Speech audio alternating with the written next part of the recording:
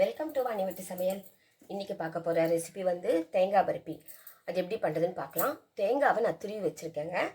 எவ்வளோ இருக்குன்னு அளந்துக்கலாம். நான் இந்த கப்பில் அளந்துக்கிறேன். இதில் அளந்து போட்டுக்கலாம். ரொம்ப ஃபுல்லாக அழுத்தி போட வேண்டாம், லேசாக அளந்துக்கிறேன்.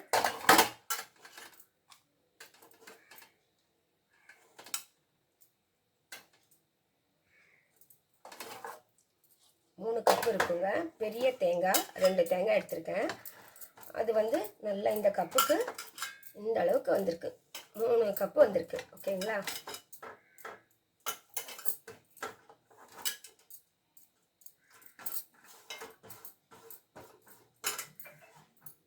பாருங்க, 3 கப்பு தேங்காய் சேர்த்துக்கிறேன். இதுக்கு வந்து எவ்வளோ சர்க்கரைன்னா இதே கப்பில் 3 கப்பு சர்க்கரை எடுத்துக்கலாம், போதும். ஓகேங்களா? இப்போ பாருங்கள், இதே கப்பில் நான் 3 கப்பு சர்க்கரை எடுத்துக்கிறேன்.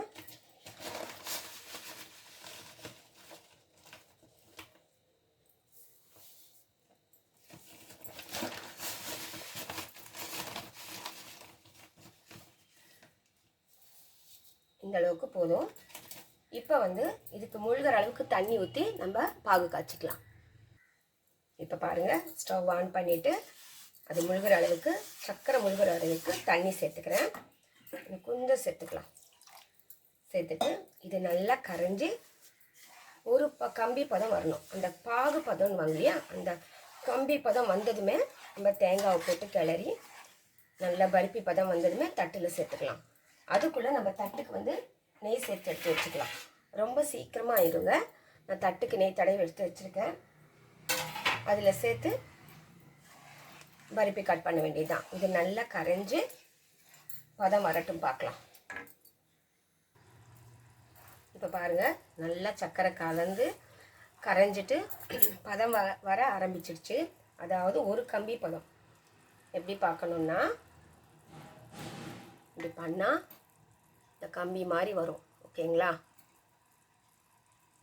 இந்த மாதிரி வரும்.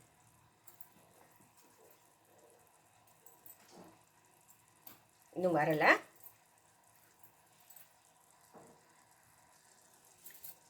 இப்போ பாருங்கள், பதம் வர ஆரம்பிச்சிடுச்சு.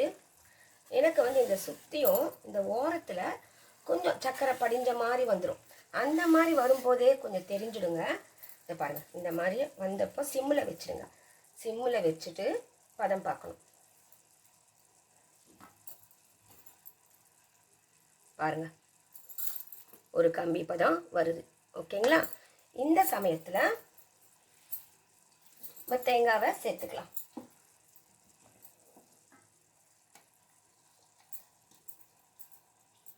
தேங்காய் துருவல் மொத்தமாக அப்படியே சேர்த்துருங்க. சேர்த்துட்டு கொஞ்சமாக ஏலக்காய் பொடி செஞ்சு எடுத்து வச்சுருக்கேங்க. எல்லா ஸ்வீட்டுக்கும் ஆகும் அப்படின்றதுனால சர்க்கரையும் ஏலக்காவும் சேர்த்து மிக்சியில் போட்டு அரைச்சி வச்சுருவேன். இப்போ இதை நல்லா கலக்கணும். இப்போ நம்ம தேங்காய் சேர்த்துட்டோம். கைவிடாமல் கலந்துட்டு வாங்க, அப்போ தான் அடிப்பிடிக்காமல் இருக்கும். இப்போ பாருங்கள் ஃப்ரெண்ட்ஸ், நல்லா சுருண்டு வந்திருக்கு.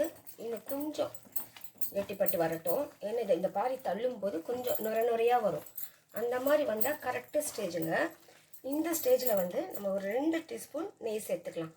ரொம்ப கொஞ்சமாக கூட போதும். சேர்த்துட்டு நல்லா கலந்துக்கலாம்.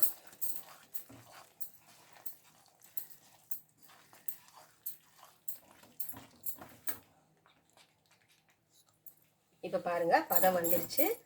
தட்டில் சேர்த்துட்டு பார்க்கலாம்.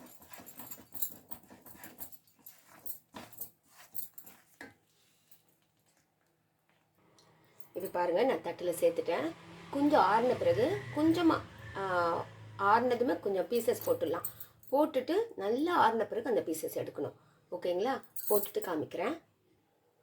பாருங்கள், கொஞ்சம் ஆறி இருக்குது. நான் பீசஸ் போட்டுட்டேன், கட் பண்ணி வச்சுருக்கேன். அப்புறமா இன்னும் கொஞ்சம் ஆறின பிறகு பீஸ் எடுத்து காமிக்கிறேன். ஹாய் ஃப்ரெண்ட்ஸ், இப்போ பாருங்கள், நான் பருப்பி ஊற்றிட்டேன் இல்லையா, கொஞ்சம் சின்ன சின்ன பீஸாக கட் பண்ணியிருக்கேன். ரொம்ப சின்னதாக வேணும்னு கேட்டாங்கப்பா, அதனால் இந்த பாருங்கள் பருப்பி சூப்பராக இருக்குது, ரொம்ப சாஃப்டாகவும் இருக்குது, ரொம்ப நல்லா வந்திருக்கு. உங்களுக்கு பிடிச்சிருந்தா லைக் பண்ணுங்கள், ஷேர் பண்ணுங்கள், கமெண்ட் பண்ணுங்கள், மறக்காமல் என் சேனலை சப்ஸ்கிரைப் பண்ணுங்கள். அடுத்த வீடியோவில் சந்திக்கலாம். பாய்.